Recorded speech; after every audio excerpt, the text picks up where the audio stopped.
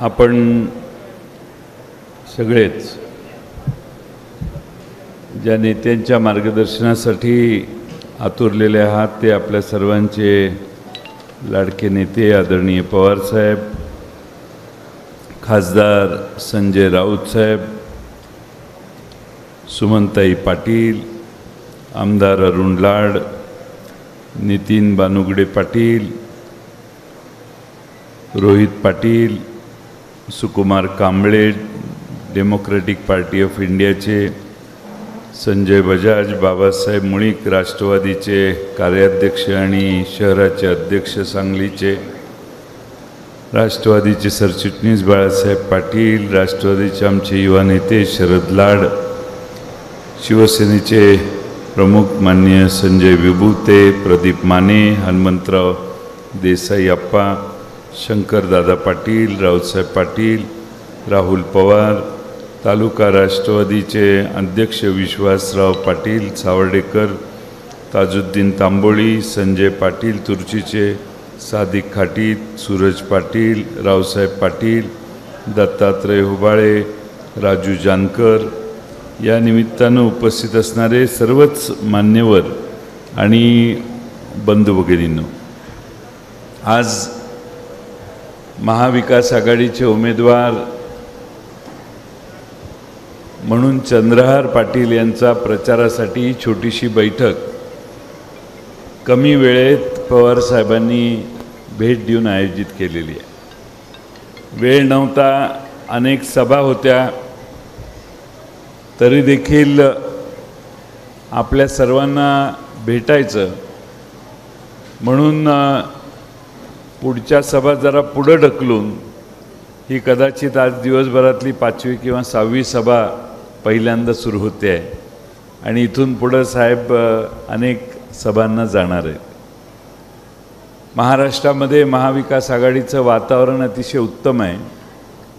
शिवसेना उद्धव ठाकरे साहेबांच्या नेतृत्वाखाली,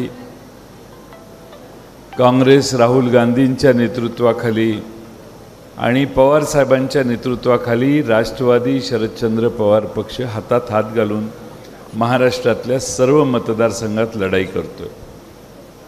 असा एकही मतदारसंघ नाही की ज्यामध्ये हे तिन्ही पक्ष एकत्रित येऊन एकसंघपणाने काम करत नाही।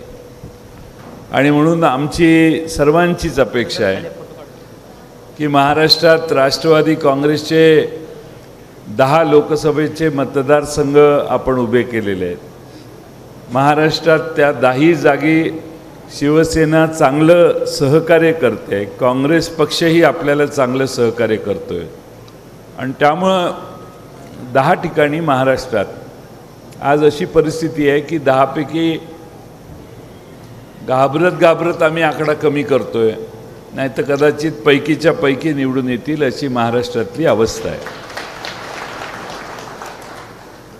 आघाडी एकत्रित असली की काहीही होऊ शकतं असा आम्हा सगळ्यांचा विश्वास आहे। त्यामुळे एकसंघ आघाडी जर लढली तर महाराष्ट्रात नाही देशात कुठल्याही मतदारसंघामध्ये भारतीय जनता पक्ष आणि त्यांचे मित्रपक्ष यांना 37% मतदार 19 साली मतदान झालेलं आणि उरलेल्या सर्व पक्षांना 63% झालेलं। ही आकडेवारी अशीच जर पाहिली तर महाराष्ट्रात कुठल्याही मतदारसंघामध्ये भारतीय जनता पक्षाची सहजासहजी डाळ शिजणार नाही आणि म्हणून एकत्रित एकमत एकसंगता ही जास्त महत्त्वाची आहे। रोहित पाटील यांनी या मतदारसंघातल्या पाण्याच्या प्रश्नांच्याबद्दल आपल्याला माहिती दिली। सुमनताई या मतदारसंघाच्या प्रतिनिधित्व करतायत। आपण सत्तेत नसताना देखील सुमनताई 14 ते 19 प्रयत्नशील होत्या। तेव्हाच्या जलसंपदा मंत्र्यांकडं वहिनी आम्ही 2दा जाऊनही आलेलो, पण काही प्रगती झाली नाही। कर्मधर्म संयोगाने पवार साहेबांनी आघाडीचं सरकार महाराष्ट्रात स्थापन केलं आणि जे 2.5-3 वर्ष आपल्याला मिळाली त्यामध्ये मगाशी उल्लेख केल्याप्रमाणे टेंबू योजनेसाठी अतिरिक्त 8 TMC पाणी, नदीत पाणीच नाही असं सांगणारे सगळे हुशार लोक होती. पाणीच नदीत आता नवं कोणती योजना घेता येत नाही, कारण कृष्णा पाण्याचा लवाद शेजारच्या राज्यांच्या बरोबर आपला आहे आणि त्यामुळं नवीन पाणी नाही आहे असं सतत सांगण्यात येत होतं. पण बराच अभ्यास करून त्यातनं आपण जतच्या उर्वरित भागासाठी 6 TMC पाणी देऊन जत विस्तारित योजनेचं काम सुरू केलं. त्याचबरोबर टेंभूमध्ये जवळपास 119 गावं अशी आहेत की ज्यामध्ये वहिनींनी सांगितलेल्या अनेक गावांचा समावेश आहे की ज्या गावांना पाणी नव्हतं ते हक्काचं पाणी त्यांना मंजूर करून आपण 8 TMC पाणी टेंभू योजनेला दिलं. स्वर्गीय अनिल बाबर साहेब पण त्या प्रयत्नात आमच्याबरोबर होते, सुमनताई होत्या आणि सगळ्याच लोकसभा मतदारसंघामध्ये म्हणजे टेंभू योजनेच्या कार्यक्षेत्रात आपण अतिरिक्त पाणी उपलब्ध करून दिलं. आता हळूहळू हे सगळे छोट्या पाईप करून योजना पूर्ण करण्याचं काम हे आमची प्रयत्न होता. आपलं सरकार टिकलं असतं तर 24 सालाच्या आत सगळीकडं आपण 119 गावांना पाणी पुरवठा केला असता. पण आता ठीक आहे, विलंब झाला आहे. पण मला हे सांगायला आनंद वाटतो आहे की सगळ्या महाराष्ट्रामध्ये आज महाविकास आघाडीबद्दल सकारात्मक वातावरण आहे. त्यामुळे पुढचं सरकारही आपलंच येणार आहे आणि त्यामुळं टेंभू योजनेची उर्वरित कामं जी आहेत ती आपण वहिनी 100% आपलं सरकार आल्यावर 24 सालाच्या पहिल्या वर्षीच सरकार आल्यानंतर ही सगळी पाणी पोच करण्याची व्यवस्था आपण 100% करू. बरंचसंही सांगण्यासारखं आहे, बोलण्यासारखं आहे, मी आपला जास्त वेळ घेत नाही.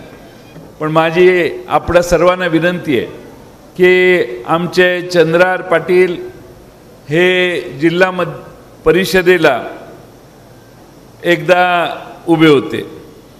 आमची त्यांची ओळख नव्हती, पण अनिल बाबर आम्हाला सांगायचे की तुम्ही काही काळजी करू नका जयंतराव, आम्ही असा उमेदवार काढतो की तो 100% निवडून येईल. आणि मग अनिल बाबरांनी मी आणि आराराबा बसलेलो त्या ठिकाणी म्हटले अजिबात नाही म्हणायचं नाही, त्या उमेदवाराला आम्ही आत आणतो. म्हटलं आम्ही दोघंही म्हटलो आता तिथं उमेदवारच नाही आणा. आणि दार उघडल्यावर चंद्रहार पाटील आत आणले आणि चंद्रहार पाटलांची आमच्या दोघांची भेट झाली. चंद्रहार पाटील उमेदवार झाले आणि मोजून 10 मतांनी चंद्रहार पाटील तिकडं निवडून आले. त्यामुळं जिल्हा परिषदेत त्यांनी एक कामगिरी केलेली. कुस्ती क्षेत्रातही डबल महाराष्ट्र केसरी करून महाराष्ट्रातल्या कुस्तीगिरांना अभिमान वाटावा, आपल्या भागातल्या कुस्तीवर प्रेम करणाऱ्या जनतेला अभिमान वाटावा, असंही त्यांनी चांगलं काम केलेलं आहे. शेवटी राजकारणात प्रत्येकजण कायमचा असतो असं नाही आणि असलं पाहिजे असंही नाही. पण शिवसेनेनं त्यांना संधी दिली, शिवसेनेनं संधी दिली त्यांना. आज ते लोकसभेचे शिवसेना उद्धव बाळासाहेब ठाकरे साहेबांनी घोषित केलेले उमेदवार आहेत. आज या मतदारसंघात बऱ्याच चर्चा होतात आणि ह्या सगळ्यांना राऊत साहेब असं वाटतं की मीच तुम्हाला यांना उमेदवारी द्यायला लावली आणि आपला आणि माझा आणि तुमचा कधी चर्चा झाली नाही, काय नाही. त्यांचा निर्णय घ्यायचा अधिकार त्यांच्या पक्षाला आहे. आमचा उमेदवार कोण उभा करायचा हे ते जसं सांगू शकत नाहीत तसं आम्ही त्यांना कधी सल्ला दिला नाही. राऊत साहेबांनी, उद्धव ठाकरे साहेबांनी हातकणंगलेला देखील सत्यजित आबासारखा उमेदवार काढला जो आता निवडून येण्याच्या परिस्थितीत गेलेला आहे. त्यामुळं चंद्रहार पाटलांची उमेदवारी ही फ्रेश चेहरा आहे, नवा चेहरा आहे आणि कुठलंही बॅगेज नाही आहे. मी मागं अशा भानगडी झाल्या तशा भानगडी झाल्यात असं काही बानुगडे पाटील नाही आहे. सगळं क्लीन स्लेट आहे आणि त्यामुळं आपण कोणाच्या मागं उभं राहायचं हे आपल्या सगळ्यांनी ठरवलं पाहिजे. सुमनताई यांनी आपल्या सगळ्यांचं प्रतिनिधित्व आराराबांच्या नंतर अतिशय प्रभावीपणाने केलं आणि आराराबांनी पक्षाचं धोरण सोडून कधी काम केलेलं नाही असा माझा आत्तापर्यंतचा अनुभव आहे. आणि म्हणून माझी खात्री आहे की राऊत साहेब या मतदारसंघात मोठं मताधिक्य हे सगळे आमचे सहकारी काम जोरात करतायत. त्यांचा जर अतिशय चांगल्या पद्धतीनं काम झालं तर एक मोठं मताधिक्य आपल्या चंद्रहार पाटलांना या मतदारसंघात मिळेल.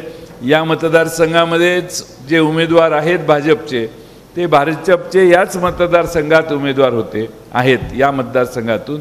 त्यामुळे या ठिकाणी दुसऱ्या बाजूला भाजप आणि या बाजूला राष्ट्रवादी याच्यापेक्षा वेगळा कुठला पक्ष या मतदारसंघात नाही आहे। हे दोनच पक्ष या मतदारसंघात आहेत आणि काही प्रमाणात काँग्रेस पक्ष आहे। आणि त्यामुळे मला खात्री आहे की प्रयत्नाची पराकाष्ठा करून चंद्रहार पाटलांच्या मागे ताकद उभा करण्याचं काम आपण करा। आणि हे विसरू नका की शिवसेनेचं आणि काँग्रेसचं मदत आपल्याला सगळ्या महाराष्ट्रभर होते आहे आणि त्या दृष्टीनं आपण जबाबदारीनं या निवडणुकीत काम कराल असा विश्वास बाळगतो आणि मी माझे 2 शब्द पूर्ण करतो। धन्यवाद। धन्यवाद। एबीपी माझा, उघडा डोळे बघा नीट।